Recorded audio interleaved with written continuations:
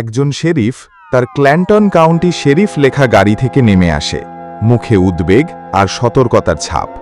চারপাশে অস্বাভাবিক নীরবতা। হঠাৎ সে লক্ষ্য করে রাস্তার মোড়ে একটি কফি কাপ বাতাসে ভেসে আছে। শেরিফ অবাক হয়ে কাপটির দিকে এগোয়, খুব সতর্কভাবে হাত বাড়িয়ে সেটিকে ধরে, কিন্তু ছোঁয়ার সাথে সাথেই সে যেন এক অদ্ভুত কাঁপুনি অনুভব করে। তৎক্ষণাৎ কাপটিকে ছুঁড়ে ফেলে দেয়। এটা কি দেখলাম আমি? কাপটা বাতাসে ভাসছে! আমি কি পাগল হয়ে যাচ্ছি? সে নিচু স্বরে বলে, ধুর, এটা কোনো ফাঁদ হতে পারে। সে ধীরে ধীরে হাঁটতে হাঁটতে কিছু একটা অদৃশ্য দেওয়ালের মতো জিনিসে হাত ঠেকায়।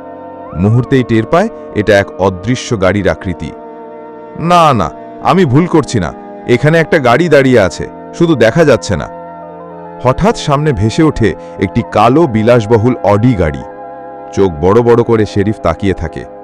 কি সর্বনাশ, তাহলে সত্যিই একটা অদৃশ্য গাড়ি। সে দৌড়ে গিয়ে টহল গাড়ি থেকে রাইফেল বের করে আনে। গাড়ির ভেতর থেকে কেউ এক বোতাম চাপতেই অডি আবার ধীরে ধীরে অদৃশ্য হতে শুরু করে। আমার সাথে খেলা চলছে? না, আমি ছাড়ব না। সে দ্রুত নিজের গাড়িতে উঠে গর্জে ওঠে, খেলাটা এবার শেষ করতে হবে।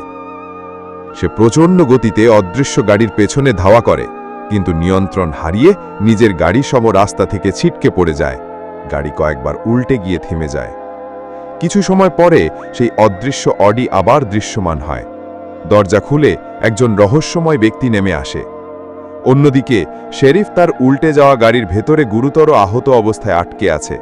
ভাঙা কাচের ভেতর দিয়ে হামাগুড়ি দিয়ে বাইরে বের হয়, শরীর রক্তে ভেজা, শ্বাস নিতে কষ্ট হচ্ছে। ধাত, আমাকে বাঁচতে হবে, আমি এখনো শেষ হইনি।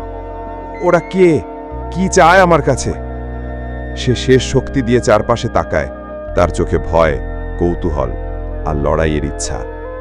যেই হোক, শেষ পর্যন্ত আমিই তাকে থামাবো।